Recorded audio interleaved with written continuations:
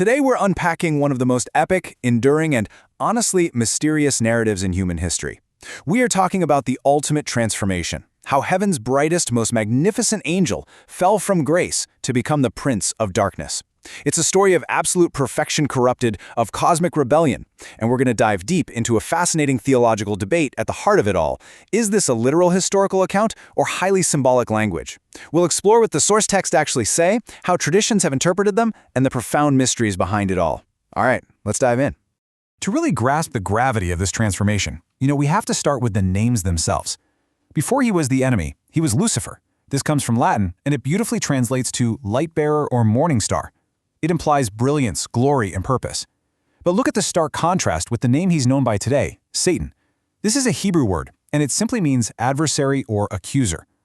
This etymological shift perfectly frames our entire explainer today.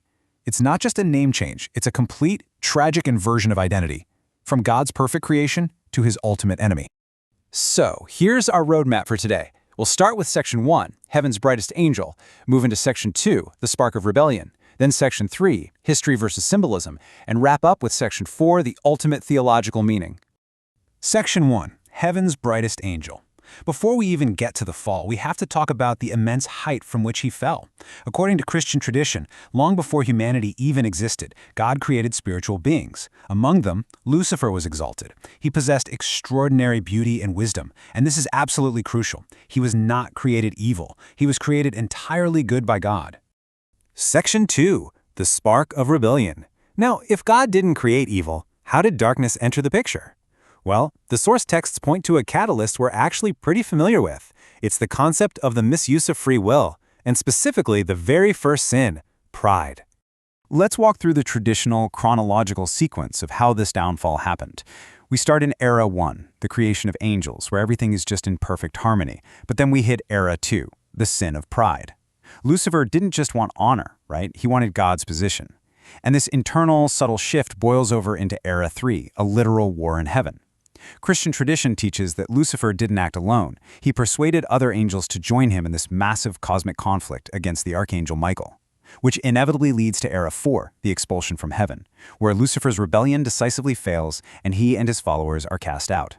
Christian tradition has historically anchored the psychology of this rebellion in some very specific prophetic texts. Just take a look at this powerful passage from the book of Isaiah. I will ascend to heaven, I will raise my throne above the stars of God, I will make myself like the Most High. Wow, just listen to the sheer arrogance in those I will statements. Historically, Christians point to these exact words to illustrate Lucifer's fatal flaw. It wasn't enough to just be the light bearer, he sought to usurp the Creator himself. But hold on a second. Is this actually a history of angels, or is it a symbol of earthly kings? This is where we need to pivot, because what if I told you that this grand, cosmic backstory isn't interpreted the exact same way by every biblical scholar? When we look closely at the source texts, like that passage from Isaiah we just read, we uncover this fascinating layer of complexity. Who was the prophet actually talking to when those words were written down? Section 3, History versus Symbolism. This brings us to a genuine theological debate with two very distinct viewpoints. Because while the story of a cosmic rebellion is super embedded in Christian consciousness, many scholars argue that the biblical passages were doing something entirely different in their original context. On one side, we have the historical interpretation. This reads these texts as a literal biographical account of an angelic being falling from grace. But on the flip side, we have the symbolic interpretation. Many scholars note that passages in Isaiah 14 and Ezekiel 28 were originally addressed to specific human rulers, the arrogant earthly kings of Babylon and Tyre. In this view, that soaring language about falling from heaven, it isn't a history lesson about angels at all. It's a biting, allegorical, political critique of human rulers who became so prideful they literally thought they were gods. And this debate extends right into the New Testament as well. The book of Revelation describes a dramatic conflict, a great war in heaven, involving a dragon and angels. But Revelation is famous for its highly symbolic, apocalyptic language. So theologians are actively debating, is this text describing an actual, literal cosmic war that happened in the past? Or is it a symbolic representation of the ongoing spiritual and ideological conflicts between good and evil? Now, you don't necessarily have to choose just one side. Many modern theologians synthesize these views into what's called a dual fulfillment. They acknowledge that yes, Isaiah and Ezekiel were absolutely delivering a critique of the earthly kings of Babylon and Tyre in their specific historical moment, but simultaneously, through that symbolic language, they believe these passages reveal deeper, timeless spiritual truths about the very nature of Satan's pride and the origins of evil. It's essentially a layer cake of meaning. Section 4. The ultimate theological meaning. Regardless of where anyone stands on that history versus symbolism spectrum, the most remarkable thing about these source materials is the consensus. The core moral and theological lessons remain incredibly consistent. God alone is sovereign, pride inevitably leads to destruction, Satan represents the ultimate rebellion.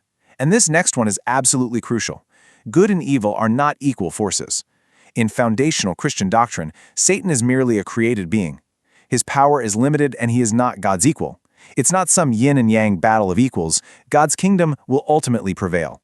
Because his power is fundamentally limited, we see Satan's strategy shift post-fall to acting strictly as a deceiver. Just trace this trajectory. In step 1, he's in the Garden of Eden. He doesn't force Eve to sin. He acts as a tempter, causing her to question God. In step 2, the New Testament shows him tempting Jesus in the wilderness, offering power and wealth, temptations Jesus wholly rejects. And finally, step 3, the book of Revelation promises his final, absolute defeat. It's a trajectory that moves from deception to ultimate failure, cementing a message of hope.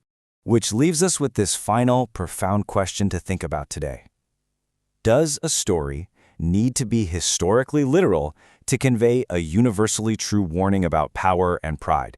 Whether you view the fall of Lucifer as a literal event that shook the cosmos or as a powerful symbolic theology critiquing human arrogance, the impact really remains the same.